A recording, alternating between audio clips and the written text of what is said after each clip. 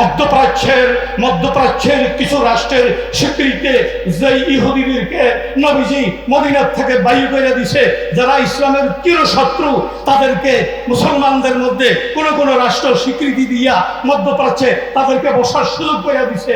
এই বসার সুযোগ পাইয়া তারা ঠেইয়া ছেরতন ফেলাইয়া দিয়া বিরাট রাষ্ট্র করে লাইছে। রাষ্ট্র তো করতে এখন তারা পরাশক্তির অধিকারী। দোষ শুধু তাদের এখন নয়, দোষ আমাদের। আমরা কেন জায়গা দিলাম? আমরা কেন তাদেরকে জায়গা দিই?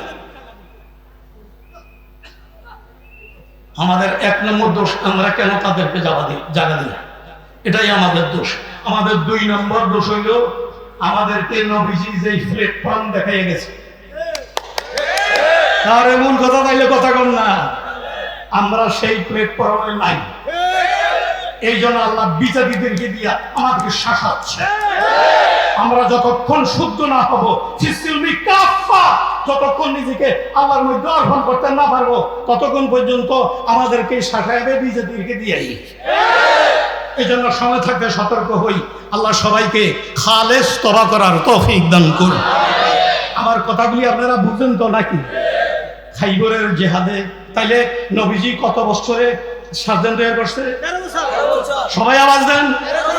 কত বছরের সার্জন তৈরি করছে? নবীজি যেমন তেমন মানুষের হাতে অস্ত্র দেয় নাই। 13 বছরের সার্জন তৈরি করিয়া মক্কি জীবনে আসা বদরের রণাঙ্গনে যখন জিহাদের ডাক এসেছে, তখন নবীজি অস্ত্র ব্যবহার করার অনুমতি দিচ্ছেন। নাও, আমি সাইয়া দেখছি তোমরা সার্জন হয়েছ, আমার 13 বছরেরটা নিয়ে তোমরা সার্জন হয়েছ, এবার অস্ত্র হাতে নিতে পারো। তাইলে অস্ত্র সুরগুন্ডের হাতে না সার্জনের হাতে? বলে অস্ত্র সুরগুন্ডের হাতে না সার্জনের হাতে? তাহলে নবীজির এটাকে যুদ্ধ বলা যাবে না। নবীজি যেটা করেছে, ইসলাম শান্তির ধর্ম, ইসলামে অশান্তি নাই। নবীজি যেটা করেছে এটা যুদ্ধ না, এটা জিহাদ, এটা ভারত। কথা কি বুঝে আইছে আপনাদের? আমাদেরকে সেই দিকে যাইতে দিয়েন না। এটা আমি ইসরায়েলকে ইশারা দিলাম, আমাদেরকে সেই দিকে যাইতে দিয়েন না। অস্তিত্ব থাকবে না, ইনশাআল্লাহ অস্তিত্ব থাকবে না। আল্লাহর উপর ভরসা করে বলি, মুসলমানকে লড়াই দিলে অস্তিত্ব থাকবে না। কারণ মুসলমানের একটা বড় গুণ আছে, সেটা হলো মুসলমান শুধু অস্ত্র পরিচালনা করে না, মুসলমান রক্ত দিতে জানে। বিজাতিরা শক্তি প্রয়োগ করতে পারে, কিন্তু তারা রক্ত দিতে জানে না। কথা কি ঠিক? কথা কি ঠিক? কথা কি? আসেন এবার তাইলে খাইবরের জমিনে যেটা হচ্ছে, এটা যুদ্ধ না জিহাদ? সবাই কোন এটা যুদ্ধ না জিহাদ? আমার লগে আওয়াজ দেওয়ার লাগে, নাহলে আমি কথা কইতে পারি না। এটি পারে যাদের পুঁজি আছে তারা। আমার পুঁজি নাই, আওয়াজ নাই, কণ্ঠ নাই, আমল নাই, নাই বলতে কিছু নাই। একটা জিনিস আছে, সেটা হলো নিজে মানুষ হইতে পারি নাই, মানুষ দেখেছি। আরে কত আমার লাগে, নিজে মানুষ হইতে পারি নাই, মানুষ দেখেছি। আল্লাহ মানুষ দেখাইছে। আমি যার কাছে বুখারী পড়ছি, হযরত মাওলানা আব্দুল কাইয়ুম সাহেব রাহমাতুল্লাহ আলাইহি, যিনি বাইতুল্লাহ মানজারা কবরি ওয়াজাবাত লাহু শাফাআতি, মদিনা জিয়ারত করতে গিয়া যিনি আল্লাহর হাবিবের সঙ্গে মুসাফা করেছেন, তিনি হলেন আমার শাইখ বুখারী সাহেব। কথা বুঝতেছেন আপনারা? আর আমার কালে যিনি হাটহাজারীর মুহতামিম ছিলেন, আজ থেকে 42 বছর আগে, তিনি ছিলেন হযরত থানভী রাহমাতুল্লাহ আলাইহির খলিফা। আমরা কিতাবে পড়ছি, আহলুল্লাহদের চক্ষু ঘুমায়, অন্তর জাগৃত থাকে। আপনারা কথার আওয়াজ দেন না কেন? আহলুল্লাহদের চক্ষু ঘুমায়, অন্তর কি থাকে? এটা বুঝতাম না। এটা হাটহাজারীর মুহতামিম সাহেবের রুমে গিয়া এটা বুঝে গেছে, প্র্যাকটিক্যালি বুঝে আইছে। সিলিয়াটা আওয়াজ দেন না, আল্লাহু আকবার। এরা এসে এই সমস্ত মানুষের রাত্রে ঘুমায় কম, এই জন্য তাদের দিনের একটা রুটিন আছে, এই টাইম মতো তারা ঘুমায়। এসা কইরা হালকা একটু নাস্তা কইরা ক্লাস শুরু হওয়ার আগে তারা একটু ঘুমায়। এই টাইমে রুমে যাওয়া নিষেধ, কেউ যাইতে পারে না। খাদেম দরজায় বসে থাকে, কারো জায়গার অনুমতি থাকে না। আমি ঠিক এই টাইমে গিয়া খাদেমরে কইলাম আমি একটু ভিতরে যাব। আপনি কি জানেন না এই টাইমে হুজুরের রুমে যাওয়া যায় না? বলে অবশ্যই জানি। আমনের হুজুরের ক্ষতি নইলে তো হয়। কথাগুলি বুঝতেছেন নি আপনারা? আমি খাদেমের লোকের কথা কেমনে কইতে আছি? আমনের হুজুরের ঘুমের ক্ষতি না হইলেই তো হয়। আমি রুমে একটা গরম দিয়া হুজুরের চেহারার দিকে একটু চাইয়া চলে আসবো। কথা বুঝতেছেন নি আপনারা? খাদেম কয় এর বলে যাইতে পারেন। আমাদের কথা চলতেছে মনে কানে কানে, আওয়াজ দিয়ে না, কারণ আওয়াজ লাগলে হুজুরের ঘুম ভেঙে যাবে। খাদেমে আসতে দরজা ফাঁক করে দিছি, আমি ঢুকছি।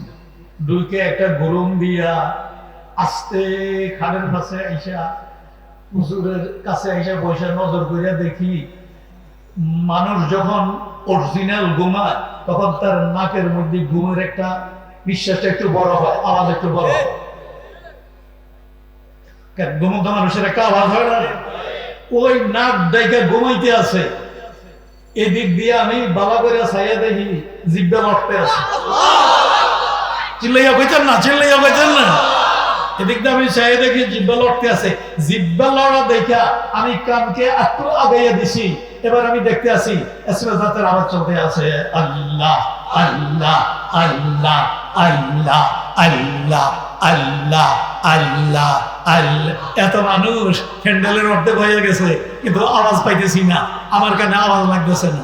আল্লাহ আল্লাহ আল্লাহ আল্লাহ আল্লাহ আল্লাহ আল্লাহ আল্লাহ আল্লাহ আল্লাহ আল্লাহ আল্লাহ আল্লাহ আল্লাহ আল্লাহ আল্লাহ আল্লাহ আল্লাহ আল্লাহ। সম্মানিত হাজারিন, ধৈর্য ধরি এবং কথা বুঝার চেষ্টা করি। হযরত নাক ডাইকা ঘুমাচ্ছে, আমি দেখি জিহ্বা লড়ে। এবার কান্নাকে কাছে নিয়ে দেখি ইসমে জাতের জিকির চলতে আছে। তাহলে কিতাবে বললাম আহলুদের চক্ষু ঘুমায়, অন্তর ঘুমায় না। এটা বললাম, বাস্তবে পাই নাই। হাটহাজারে গিয়া হয়তো খামি রহমতুল্লাহ আলাইহির খলিফার কাছে এটা বাস্তবে পাইয়া গেছে। তাই আমার এই কথাগুলির অর্থ হইল, নিজে মানুষ না হইতে পারলেও মানুষ দেখেছি। কথাটা বুঝে আইছি তো আপনাদের? নিজে মানুষ হইতে পারি নাই, মানুষ দেখছি। আল্লাহ তাআলা আজকে জয়নুল উলুমের উদ্যোগে আয়োজিত মাহফিলে আমরা যারা এসেছি, আমাদেরকে এখান থেকে মানুষ হইয়া ঘরে ফিরার তৌফিক দান করুন। মনে হয় রাগ করছেন আমার লাগে? কবে তো হুজুর আমরা মানুষ না হইলে কেমনে আইলা? আমার বলায় আর আপনাদের থিওরি অনেক ব্যবধান। আমি মানুষকে একটু কান দিয়ে বসি, আল্লাহ আমাদেরকে মানুষ হইয়া ঘরে ফিরার তৌফিক দান করুন। চিল্লাইয়া চিল্লাইয়া চিল্লাইয়া চিল্লাইয়া। সেই সুবাদে আমি আয়াত তেলাওয়াত করেছি, হে ঈমানদারেরা ইসলামে প্রবেশ করো। মনে আসেনি আপনাদের? আওয়াজ দেয় না? মনে আসেনি আপনাদের? আমি তো ঈমানদারে, আবার ইসলামে প্রবেশ করার অর্থ কি? বাপ বেটা দুইজন বাপায় স্বপ্নে দেখছে। আমি মেসাল দিচ্ছি, আপনারা মেসাল নেন। দুইটা মেসাল দিব, বেশি না। মেসাল আছে আমার কাছে 5টা, কমাস কম। আমি 2টা দেব, যেহেতু আমার সময় কম। বাপ বেটা, বাবায় স্বপ্ন দেখছে ছেলেকে জবাই করো। কথা বল না গেলে, বাবার স্বপ্ন দেখছে ছেলেকে কি করো? স্বপ্ন দেখে নাই, নির্দেশ হয়েছে জবাই করো। বাবা বহু ত্যাগের পরে, কান্নাকাটির পরে সন্তান পাইছে। আমার কথা না, ইতিহাস আপনারা জানেন। বহু কান্নাকাটি ত্যাগের পরে সন্তান পাইছে, আল্লাহ দিছে। ছেলে যখন বাবার সঙ্গে কাজ করার উপযুক্ত হয়েছে, বাবার উপকার হবে, ঠিক এই টাইমে জবাই করে দাও। কথা বল না গেলে কে কয়? কে কয়? আতুড়াইয়া দেখেন কে কয়? জবাই করে দাও। ফিসিলমি কাফা দেখাচ্ছে। কথা বল না গেলে বাবা ছেলে ডাক দিয়া কয়, আমি তো স্বপ্ন দেখছি তোমাকে জবাই করতে আছি, কোন প্রতিবাদ নাই। ইয়া আবাতি ফাল মা তুমার যা অর্ডার হয়েছে আপনি করেন, আমার পক্ষ থেকে কোনো প্রতিবাদ নাই, এবং আমি ধৈর্যশীলদের অন্তর্ভুক্ত থাকার চেষ্টা করব। চিল্লিয়ে বলেন না আল্লাহু আকবার। ফিসসিলমি কাফা, বাপ বেটা উভয়ে বিনা প্রশ্নে নিজেকে আল্লাহর মধ্যে বিলীন করে দিয়েছে। এটার নাম হইল ইসলামে প্রবেশ করা। আমার মন মতো নয়, আমার ইচ্ছা মতো নয়, আমার থিওরি মতো নয়, আমাকে অর্পণ করতে হবে আল্লাহর হুকুমের উপরে, নবীজির তরিকার মধ্যে। এটার নাম হইল ফিসসিলমি কাফা। কথা কি বুঝে আইছে ভাই? আল্লাহ তাআলা আমাদেরকে পরিপূর্ণ ইসলামে প্রবেশ করার তৌফিক দান করুন। কথা কি আপনাদের বুঝে আসতেছে? আর একটা মাসালা, কথা বুঝে আসতেছে তো ইনশাআল্লাহ? বাপ বেটা আল্লাহর হুকুম পালন করতে কি ও কেন কইছে নাকি? আমরা আওয়াজ দেন না কেন? বাপ বেটা আল্লাহ পাকের হুকুম পালন করতে কি কেন বলছে নাকি? এই কথাটা আমাকে আপনাকে স্মরণ রাখতে হবে। যেখানে যেটা যেইভাবে আছে, শরীয়তের হুকুম যেখানে যেটা যেইভাবে আছে এইভাবে আমাকে পালন করতে হবে, কি কেন বলা যাবে না। বর্তমান জামানায় আর বিজ্ঞানের জামানায় কিছু থিওরিক্যাল বাইরেছে, তারা বলে হুসুরের গোস্ত হারাম হওয়ার পিছনে কোনো যুক্তি নেই, এটা মজা আছে, এটা খাইলে ভালো, স্বাস্থ্য ভালো হবে। কথা আপনারা বুঝেন না? এটা তার মধ্যে এই জন্য ফিসসিলমি কাফা তার মধ্যে নাই। সে ইসলামে আর নিজেকে ইসলামের মধ্যে অর্পণ করতে পারে নাই। কথা কি ঠিক? ইসলাম যাকে হারাম বলেছে এটা হারামই, এখানে কোনো যুক্তি চলবে না। কথা কি ঠিক? নবীজি যাকে হালাল বলেছে এটা হালালি, কোনো যুক্তি চলবে না। তার নাম হইল নিজেকে বিলীন করে দেওয়া, ইসলামে প্রবেশ করা। আল্লাহ বুঝার তৌফিক দান করুন। একটা ঘটনা বললে আমি বয়ান শেষ করে দেই। আমি তো প্রতি বছরে আই মাজারি, আমি গুনাহগারকে স্মরণ করে আমি আর একটা ঘটনা কইরা বয়ান শেষ করে দেই। আল্লাহর হাবিব সাল্লাল্লাহু আলাইহি ওয়াসাল্লাম খাইবরের জমিনে, খাইবরের জিহাদে, যুদ্ধ করেন না, যুদ্ধ হারাম, জিহাদ ফরজ। এই মালানেরা কথা বল, যুদ্ধ হারাম, জিহাদ ফরজ। আমি একটা ছোট মানুষ চিল্লাচিল্লি করতে আছি আলেমদের সান্নিধ্যে, আবার ভুল হলে তারা বুঝবে। কারণ যুদ্ধ জিহাদের বাংলা যুদ্ধ নয়, বাংলার তৌফিলে জিহাদ শব্দের বাংলা দেওয়ার বাংলার তৌফিকে নাই। বাংলার ডিকশনারিতে জিহাদের বাংলা শব্দ দিতে পারে, এই জন্য এটা দিয়ে দিছে আর কি, যুদ্ধ। আসলে যুদ্ধ হারাম। আপনি জেহাদার যুদ্ধ বিবেচনা করবেন কি দিয়া, এটার একটা প্রমাণ দেই আপনাদেরকে, ইনশাআল্লাহ বুঝবেন। অস্ত্রের হাতের বিবেচনায় অস্ত্রের বিবেচনা হবে। কথা বলেন, অস্ত্রের বিবেচনা হবে, হাতের বিবেচনা দেখতে হবে অস্ত্রটা কার হাতে। অস্ত্র যদি চোর বাটপার ডাকাতের হাতে হয় সেটা হবে সন্ত্রাসী। আর এই একই অস্ত্র যদি সার্জনের হাতে থাকে, এমবিবিএস যারা করে বুক ফাইয়া টিউমার অপারেশন করে, প্রসাব অপারেশন করে, যেটা ভালোইয়া দেওয়া দরকার এটা ভালোইয়া দেয়, আসে না? অপারেশন করে না ডাক্তার, আছে না? এই আপনাকে দেখতে হবে অস্ত্রটা কার হাতে। অস্ত্রটা যদি চোর ডাকাতের হাতে হয় সেটা হবে সন্ত্রাসী। একই অস্ত্র যদি সার্জনের হাতে হয় সেটা হবে অপারেশন। কথা কি বুঝে আইছে আপনাদের? আল্লাহর হাবিব 13 বছরে মক্কি জীবনে 13 বছর মক্কি জীবনে সার্জন তৈরি করেছে।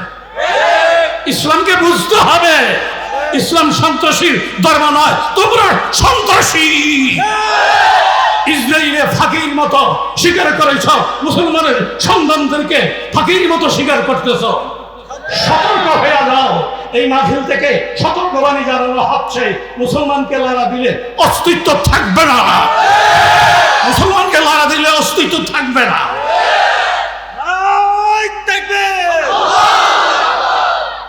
আমি সেদিকে যাব না। আমি মুসলমান হিসাবে একটু প্রতিবাদ জানানো দরকার ছিল, এই জন্য জানাইছি। দোষ কিন্তু ব্যাগ ইসরায়েলে দিলে হবে না। আমাদের দোষ ইসরায়েলের বেশি, আমাদের একটু হইলেও আছে। আমার কথা বলেন, আমাদের দুইটা দোষ আছে, দুইটার মধ্যে একটা দেখাবো আর একটা থাকবো। আরেকটা বললে অনেকে বেজার হয়ে যাবে। দোষটা হইলেও আমার খালু আইসে, একটু আগে বয়ান করছে, আমার খালু এটা বাড়ার ছেলে হিসেবে খালু না আইসে, স্টেজে আইয়া বহনের জায়গা হয় না পাওয়ার কারণে আমি একটু আমার এক সাইডে দিয়ে জায়গা দিচ্ছি। আমি ওইরকম বুড়া খালি হইল জোয়ান, সুযোগ পাইয়া আমার আস্তে আস্তে ঠেলে। এসব বাংলা কথা বুঝেন কিনা আমি জানি না। সুযোগ পাই আমার আস্তে আস্তে দূরে ধাক্কা দেয় না, খালু যেই তো বেয়াদে ভিড়ব আস্তে আস্তে ঠেলে। উদ্দেশ্য হইলো খালুরে চেয়ারের তো উড়িয়ে দেই, পুরোটা চেয়ার আমার হইয়া যাক। এই জন্য চাউলের মতো ছোট ছোট ধাক্কা মারে। মধ্যপ্রাচ্যের কিছু রাষ্ট্রের স্বীকৃতিতে যে ইহুদিদেরকে নবীজি মদিনা থেকে বাইর করে দিছে, যারা ইসলামের চিরশত্রু, তাদেরকে মুসলমানদের মধ্যে কোন রাষ্ট্র স্বীকৃতি দিয়া মধ্যপ্রাচ্যে তাদেরকে বসার সুযোগ পাইয়া দিছে। এই বসার সুযোগ পাইয়া তারা ঠেইলা ছেরতন ফেলাইয়া দিয়া বিরাট রাষ্ট্র করে রয়েছে। রাষ্ট্র তো কষ্ট করছে, এখন তারা পরাশক্তির অধিকারী। দোষ শুধু তাদের এখানে, দোষ আমাদের। আমরা কেন জায়গা দিলাম? আমরা কেন তাদেরকে জায়গা দিই? আমাদের এক নম্বর দোষ, আমরা কেন তাদেরকে জায়গা দিই, এটাই আমাদের দোষ। আমাদের দুই নম্বর দোষ হইল আমাদেরকে নবীজি যে প্ল্যাটফর্ম দেখাইয়া গেছে, তার এমন কথা তাইলে কথা কম না, আমরা সেই প্ল্যাটফর্মে নাই। এই জন্য আল্লাহ বিজাতিদেরকে দিয়া আমাদেরকে শাসাচ্ছে। আমরা যতক্ষণ শুদ্ধ না হব, যতক্ষণ নিজেকে আল্লাহর মধ্যে অর্পণ করতে না পারবো, ততক্ষণ পর্যন্ত আমাদেরকে শাসাবে বিজাতিদেরকে দিয়াই। এই জন্য সময় থাকতে সতর্ক হই।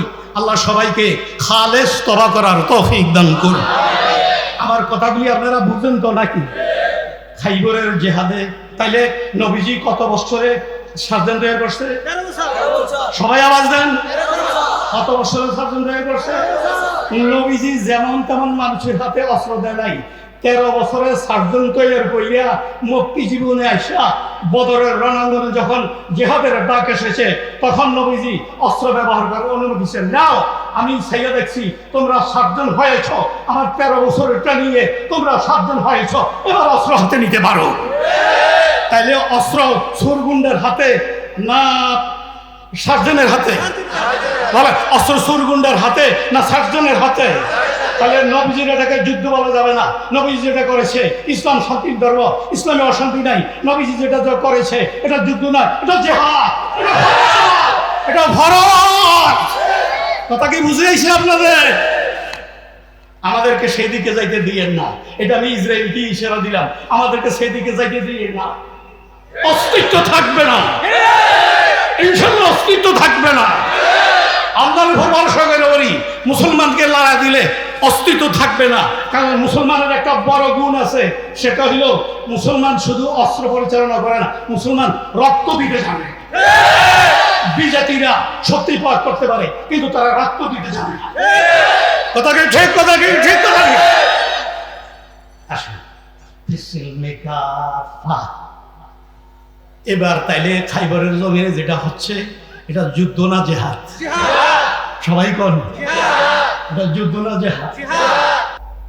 বাংলা ভাষায় যুদ্ধ, জিহাদকে যুদ্ধই বলে। আসলে জিহাদের মূল বাংলা এখনো কেউ দিতে, আর বাংলা ভাষার তফিলই নাই। জিহাদের বাংলা ভাষার তফিলই নাই। আমার তফিল থাকলে আমি দান করতে পারবো, আমার তফিলই তো না। আমার লোকের রাগ করতেছেন বোধহয়। আমি কি বাংলা ভাষাকে দিতেই করলাম না? আর বাংলা আমাদের ভাষা, ভাষা তাকে ভালোবাসা ইমানের অঙ্গ। আমরা দেশকে ভালোবাসি, আমরা সবসময় দেশের শান্তি কামনা করে দোয়া করি। আপনারা উল্টো বুঝেন কেন? উল্টা বোঝার চেষ্টা করবেন না। একটা দোষ পাইছেন আমার মধ্যে, মাথায় নবী, মুখে নবী, গায়ে নবী, এই দোষ পাইছেন আমার মধ্যে। এই জন্য আমার সন্ত্রাসী বানানোর জন্য চেষ্টা করতেছেন। আজকের এতক্ষণ থেকে নিয়ে সেই কিনে টুইন টাওয়ার হামলার পর থেকে নিয়ে এই পর্যন্ত মুসলমানকে সন্ত্রাসী বানানোর জন্য, আলেমদেরকে সন্ত্রাসী বানানোর জন্য বহুল কৌশল খেলাইছে, চেষ্টা খেলাইছে। আজকের এতক্ষণ মুসলিমা কোনো আলেমকে সন্ত্রাসী বানাইতে পারে নাই। যদিও মাঝে মধ্যে মিডিয়ায় আপনাদেরকে 2-1 দেখাইছে, এগুলি মূলে আলেম না, এদেরকে আলেম সাজানো হয়েছে। এরা মূলে আলেম না, এদেরকে আলেম সাজানো হয়েছে। যারা সত্যিকারে আলেম, তারা মানুষের ক্ষতি করবে দূরের কথা, তারা একটা প্রাণীকেও কষ্ট। কথা ঠিক আছে? মুহাদ্দিস মানুষ কথা কথা যারা খাঁটি মানুষ তারা মানুষের কষ্ট দেখে দূরের কথা, তারা একটা প্রাণীরেও কথাকে ঠিক নেই না সরে দিলাম। এখানে আমার অনেক কথা, আমি এই খাইবারের জমিনের কথাটা বইয়া আমার আলোচনা শেষ করি। আপনাদের কষ্ট হয় নাকি? আপনাদের কষ্ট হয় না তো? আসেন, এই তো হ্যান্ডেল হয়ে গেছে। আমি কারো আসতে বলি নাই, খালি বলছি সময় নষ্ট করেন না, খালি বলছি সময় নষ্ট করেন না। আমি কি কারো ঘরে আইতে কইছি নাকি? হ্যান্ডেলে আইতে কইছি নাকি? আমার এই সব অভ্যাস নাই। আমি তবলিগি না, তবে তবলিগের সমর্থন করি, বাল্যকাল থেকে তবলিগ করি। আমার কথা বলে থেকে তবলিগ করি, জমাত লইয়া কমিতে যাই, তখন থেকে আমি তবলিগের আনি। উস্তাদরা আমার আমির বানাইয়া দিছি, এই ছাত্র জমা। আমার কথা বলে না। এখানে আল্লাহ দিলে চান্দিনা জেলার চান্দিনা থানার মার্কাজ এটা। আমার কথা বলে না। এটা আবার মনে করেন না আমি তবলিগের বিরোধিতা করতেছি, এটা না। তবলিগে লাগো নিয়ম আছে, তারা মানুষের মুইসা মাইসা বেনামাজিকে নামাজি বানানোর চেষ্টা করে, এটা তাদের স্বভাব। আমার মধ্যে কিন্তু সেই স্বভাব এখনো আসে নাই। দোয়া চাই আপনাদের কাছে, আল্লাহ যেন সেই স্বভাবটা আমার মধ্যে আসে। কথা বুঝলে মারি কোনা দিয়ে এটা বুঝলেন না। আল্লাহ বুঝার তৌফিক দান করুন, আল্লাহ বুঝার তৌফিক দান করুন।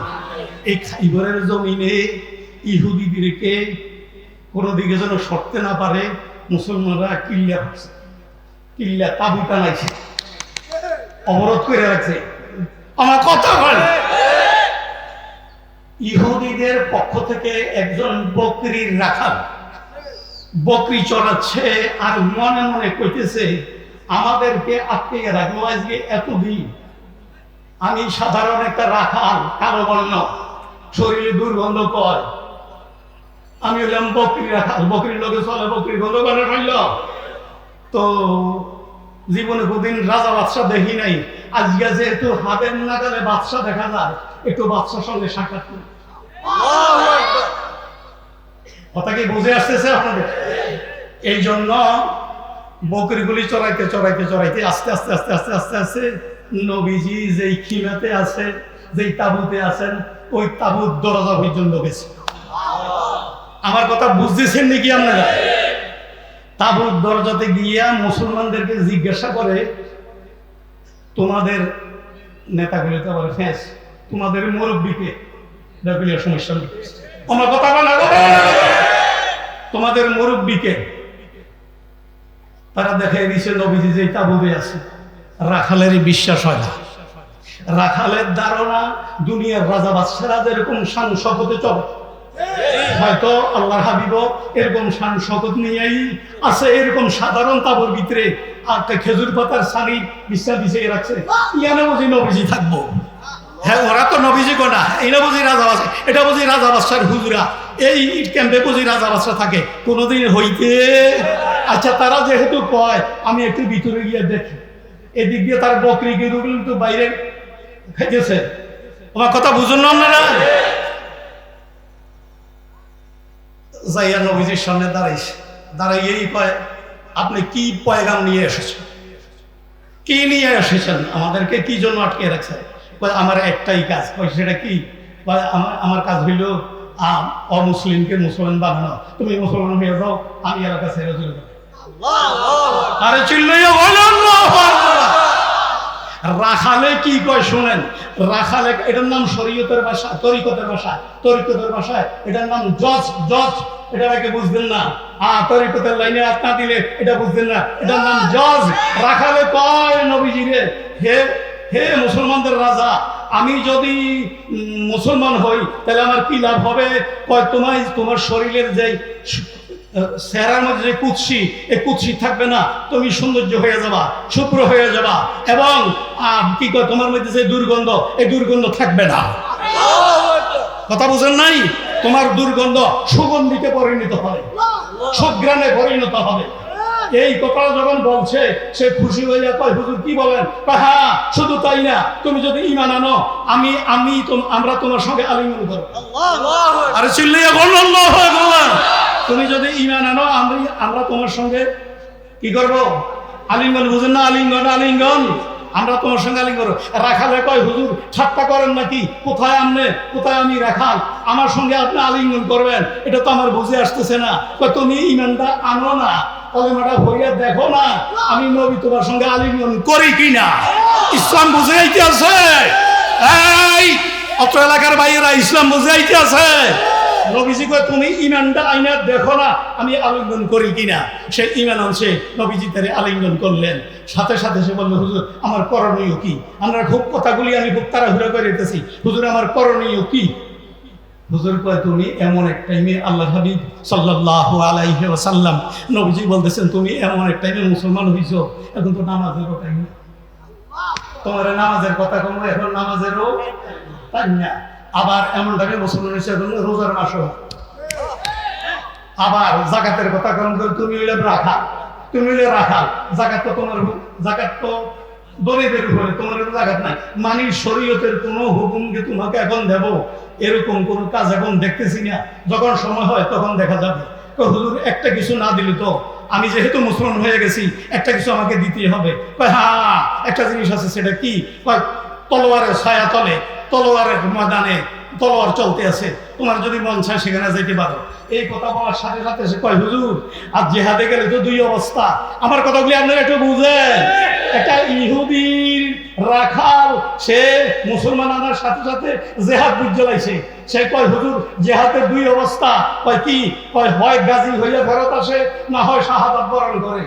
আপনি আমার সঙ্গে ওয়াদা দেন, যদি আমি এই অনুষ্ঠানে খাইবের জমিনে শহীদ হইয়া যাই, তাহলে আমার কোনো ব্যবস্থা আপনি নেবেন কিনা, আমার দায়ভার আপনি নেবেন কিনা? নবীজি কয়, যাও, আমি তোমাকে আর তোমার জন্য দোয়া করতেছি এবং তোমাকে জান্নাতে পৌঁছে দেওয়ার দায়িত্ব আমি নিলাম, যাও তুমি যাও।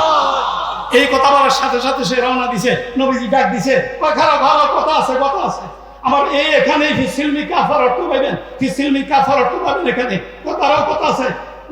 কথার লগে লগে যখন তুমি সাদা হয়ে যাবে, দুর্গন্ধ দূর হইয়া সুগ্রাণ হয়ে যাবে, তখন সে রওনা দিছে জেহাদের ময়দানে। নবীজি কয়, তারাও কথা আছে। হুজুর কি? কয় বকরি গুলি দিয়াইও। আপনারা ইসলামটাই বুঝেন নাই। যাদের সঙ্গে জেহাদ করতেছে তাদের মাল গনিমতের মাল। আল্লাহর হাবিবের শরীয়তে গনিমতের মাল খাওয়া যায়, আল্লাহর হাবিবের জন্য এটা বৈধ করা হয়েছে। আরে কতক্ষণ না, নবীজি ইচ্ছা করলে রাখাল যেহেতু মুসলমান হয়ে গেছে, নবী ইচ্ছা করলে বকরিগুলো কি করে গনিমতের মাল হিসেবে রেখে দিতে পারে। কিন্তু নবীজি বলেন, না না না না, তুমি বকরি দিয়াইও, কারণ তোমার রাখালের, তোমার মালিকের সঙ্গে, ইহুদির সঙ্গে তোমার লগে চুক্তি, তুমি শুধু তার পাহারাদার, তার চড়াইবা, তুমি তার মালিক না। এই জন্য এগুলি গনিমতের মাল হিসেবে রাখা যাবে না, এগুলি দিয়া জেহাদে যাও। চিল্লিয়া গণল। এবার সে বকরি ফেরত দিয়ে আইছে। আমার সাথে সাথে নবীজি কয়, এসি কে নাম হয় ইসলাম। আমার কথা কয় না, এটার নাম হলো ইসলাম। নিজেকে অর্পণ করিয়া দেওয়া, নিজের অস্তিত্বকে নবীজির আল্লাহর হুকুম নবীর তরিকার উপরে অর্পণ করিয়া দেওয়া হইল ফিসিলমি কাফা ওয়ালা তাত্তাবিউ খুতুওয়াতিশ শাইতান ইন্নাহু লাকুম আদুউম মুবিন। আজকের পৃথিবীতে অশান্তির মূল কারণ হইল আমরা সব শয়তানের দোসর হয়ে গেছি, অধিকাংশ শয়তানের দোসর হয়ে গেছি। আমরা আল্লাহ রসুলের অনুসারী না। যদি অনুসারী হইতাম তাহলে আমাদের মধ্যে এই বিপদ দেখা দিত। আল্লাহ আমাদেরকে আল্লাহর হাবিবের অনুকরণ অনুসরণ করার তৌফিক দান করুন। আমি কি জানি বলতেছিলাম এই নবীজির সঙ্গে রাখালের সঙ্গে কি হয়েছে না হয়েছে এটা কোন সাহাবায়ে কেরাম বলেন না। সে বকরিগুলি ফেরত দিয়ে আইসা ময়দানে গেছে। ময়দানে যাইয়া আল্লাহর নাম লইয়া জেহাদ আরম্ভ করছে। জেহাদের মধ্যে সে শাহাদাত বরণ করছে। নবীজিতে তারে ওয়াদা দিছে, নবীজি থেকে ওয়াদা নিয়ে গেছে না, নবীজি জান্নাতে লেগে দোয়া করছে না, এবং কইছে আমি তোমাকে জান্নাতে পৌঁছাইয়া দেব। আমার কথা বলে না, এই বেটার কোনো চিন্তা আসেনি। এখন সাহাবায়ে কেরাম যুদ্ধে জেহাদের পরে যেই লাশগুলি শহীদ হয়েছে, এই লাশগুলি টুকাইয়া বাইর করতে করতে করতে ওই গোলামের কাছে গেছে, যাইয়া জট লাগান দিয়ে গেছে। একজন দুজন খাড়াইতে খাড়াইতে, আর কথা বুঝুন না আপনারা, এটাকে কারো শীত পরিচয় নাই। কথা বুঝেন না, এটা কি মুসলমানের লাশ না অন্য কারো লাশ কেউ চিনে না। জট লাগান দিয়ে গেছে, দিয়ে কি করা যায়। এটা তো আমরা চিনি না। এই জটলা দেখিয়া অর্থাৎ চতুর্দিকে মানুষ দাঁড়ানো একটা গোল হয়ে দাঁড়াইয়া রয়েছে, তার দিকে তাকাইয়া রয়েছে। এই সুযোগ দেখিয়া, এই অবস্থা দেখিয়া নবীজি দৌড়ে আইছে। নবীজি আইয়া সাইয়া দেখা দেয় ওই রাখাল নবীজি কথা তার যত উঠে এলাও, এটা তোমাদের পাপ।